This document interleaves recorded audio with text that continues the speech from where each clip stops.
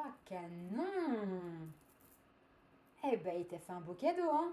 Eh oui, hein, c'est bien plus original un collier de belles perles qu'une bague hein, pour un cadeau de mariage. Parce qu'il t'a dit que c'était des vraies perles? Ah, bah, ma pauvre, tu t'es bien fait pigeonner, hein?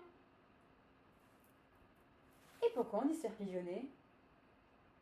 On va savoir pourquoi.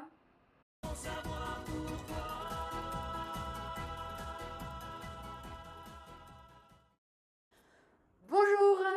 Se faire pigeonner signifie se faire duper, être trompé. Avant de parler du pigeon qui a donné son nom à l'expression se faire pigeonner, on va faire la connaissance d'un autre oiseau, la huppe. Le terme duper vient de cet oiseau. Elle était porteuse d'une très belle touffe de plumes dressée sur la tête.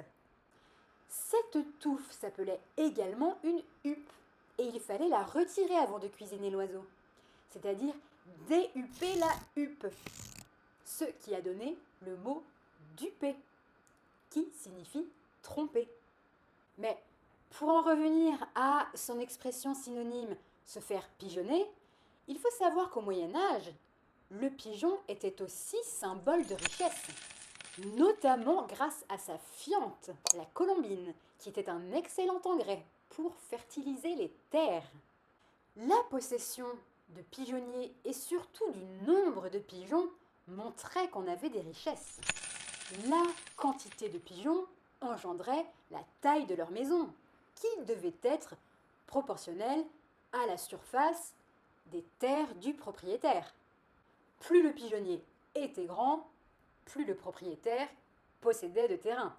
Des trous étaient formés dans les murs d'un pigeonnier appelés des boulins. La réglementation faisait qu'un pigeonnier ne pouvait contenir que 2 boulins par hectare de terrain. On pouvait ainsi se rendre compte de la taille du terrain en fonction du nombre de boulins. Et là encore, plus il y avait de boulins, plus le terrain était grand.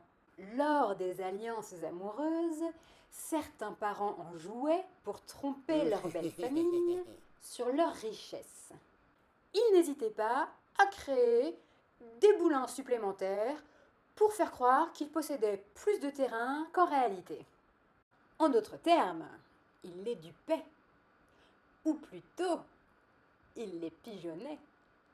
Avant notre petit jeu, si tu as appris quelque chose, like, partage, abonne-toi sur YouTube, savoir pourquoi, Lorraine, Facebook, Insta, TikTok, savoir pourquoi. À bientôt pour une prochaine expression et d'ici là, porte-toi bien. Et maintenant notre petit jeu. Découvriras-tu ce qui est caché derrière ces lettres? Réponse la semaine prochaine. Et la réponse au jeu de la semaine dernière où il fallait découvrir le rébus, peut-être ben cou i, peut-être ben que non. Peut-être ben que oui, peut-être ben que non.